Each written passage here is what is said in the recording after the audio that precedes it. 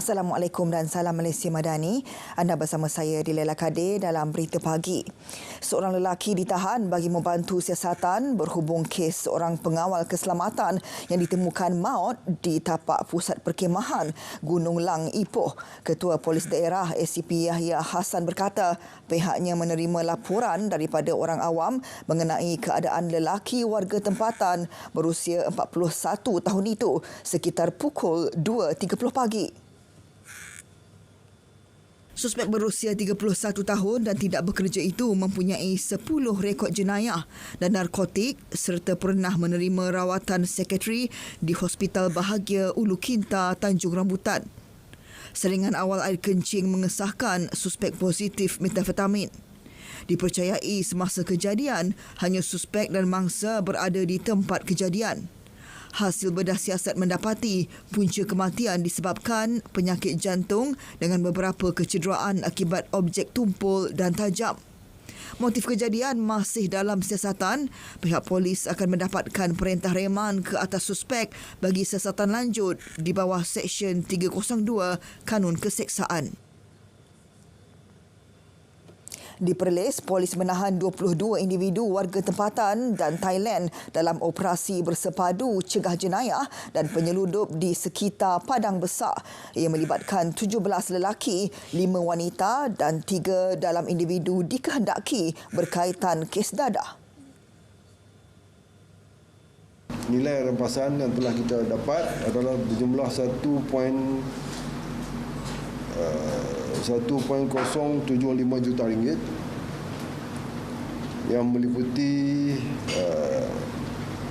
nilai rampasan yang melibatkan 12 buah motor pickup, 2 buah motorkar, 1,400 liter minyak petrol, 981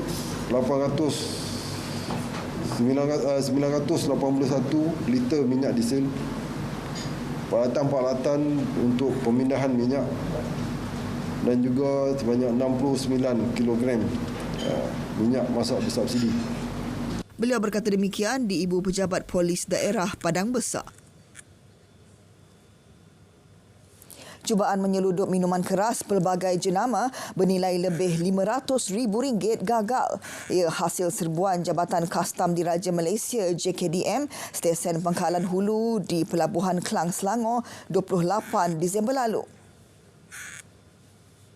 Pengarah JKDM Perak, Datuk Abdul Ghaffar Muhammad berkata 2,880 liter minuman keras pelbagai jenama yang disyaki barang tidak berkastam telah disimpan di dalam pelabuhan itu. Seorang lelaki tempatan berusia 38 tahun turut ditahan. Kes disiasat di bawah Seksyen 135-1-D Akta Kastam 1967 dan boleh didakwa di bawah peruntukan yang sama. Jika sabit kesalahan, boleh dihukum di bawah peruntukan Seksyen 135-1-V-AA.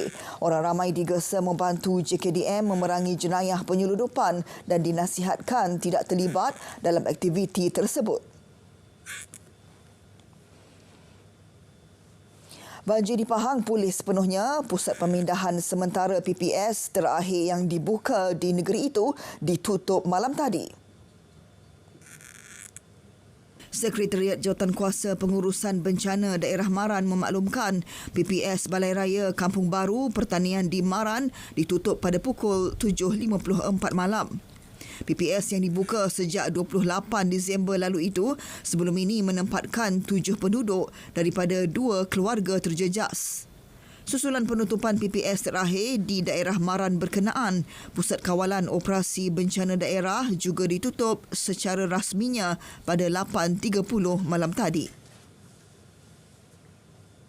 Bank Muamalat menawarkan bantuan khas banjir yang merangkumi bantuan moratorium. Ia meliputi pembiayaan individu dan perniagaan sehingga 6 bulan serta penggantian kad kredit dan kad kredit tanpa sebarang bayaran kepada pelanggan terjejas banjir. Presiden dan Ketua Pegawai Eksekutifnya, Khairul Kamaruddin memaklumkan bantuan tersebut termasuk bagi individu serta perniagaan. Pelanggan yang menghadapi kesulitan kewangan berikutan bencana itu boleh memohon bantuan khas dengan memuat turun borang permohonan Service Request Form SRF selain menghantar dokumen sokongan di laman sesawang tertera. Langkah proaktif akan diambil bagi memastikan proses dokumentasi dan kelulusan permohonan disegerakan. 300,000 penduduk Malaysia dijangka mendaftar melalui sistem padu setiap hari. Berdasarkan angka berkenaan, 29 juta individu disasar mengemaskini maklumat sehingga 31 Mac. Wartawan Bimala Kasturi Verasami ada laporannya.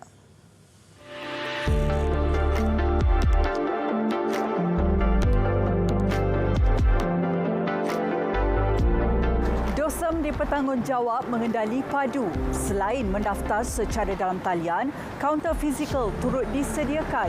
Ini termasuk lebih 40 pejabat operasi DOSEM, 911 pusat ekonomi digital dan 27 pusat transformasi bandar serta luar bandar. Penyediaan alternatif membolehkan semua rakyat dapat mendaftar dalam tempoh masa ditetapkan. Dan kita telah bekerjasama dengan Kementerian Komunikasi yang mana setiap pusat ekonomi digital tu mempunyai pegawai setiap PD itu 2 orang. Manakala DOSEM akan juga membantu bagi orang-orang yang tidak literate yang perlu orang bantu untuk daftarkan. Yang itu pegawai DOSEM akan bergerak daripada satu PD kepada satu PD lah. Manakala pegawai-pegawai yang berada di PD itu hanya membantu bagaimana nak buka kepada laman, portal dan sebagainya. Tetapi pendaftaran itu perlu dilakukan oleh individu sendiri kerana mereka perlu jaga mereka punya password dan juga kata laluan mereka lah. Segala maklumat dan data dalam padu diklasifikasikan sulit. Justru tiada kebocoran data dijamin berlaku. Kepada pendaftar, 39 maklumat perlu disemak dan dikemaskini meliputi maklumat asas, alamat, pendidikan, isi rumah dan perakuan. Kaunter fizikal dibuka sehingga hujung Mac bermula 8 pagi hingga 5 petang setiap Isnin hingga Sabtu tertakluk kepada negeri. Pengemaskinian data terkini dalam padu mampu membantu kerajaan menyasarkan semula subsidi dan mengoptimumkan sumber selain mengukuhkan kemampanan fiskal. Bimala Kasturi Virasami, RTM.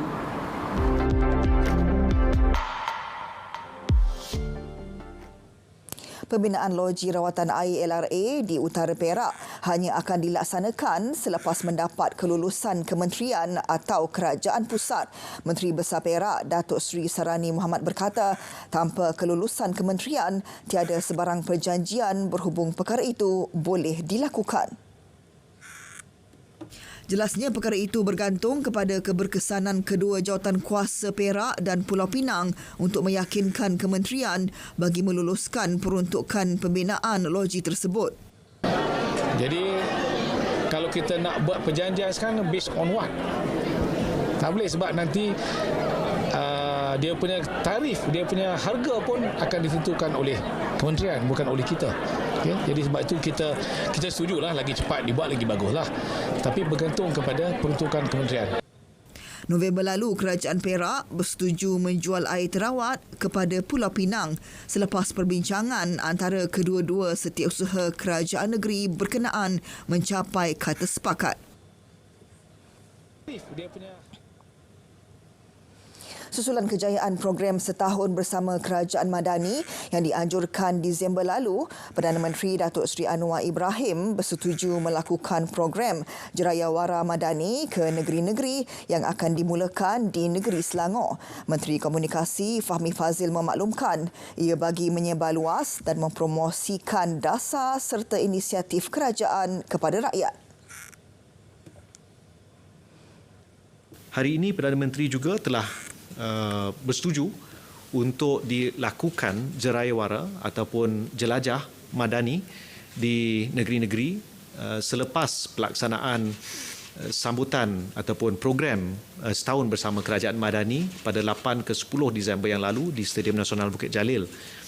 Tarikh pertama akan ditentukan dalam masa terdekat dan difahamkan, dimaklumkan dalam Jemaah Menteri tadi bahawa negeri pertama yang akan menjadi host kepada jelajah ini ialah negeri Selangor. Menurut beliau, tarikh pertama program tersebut akan ditentukan dalam masa terdekat.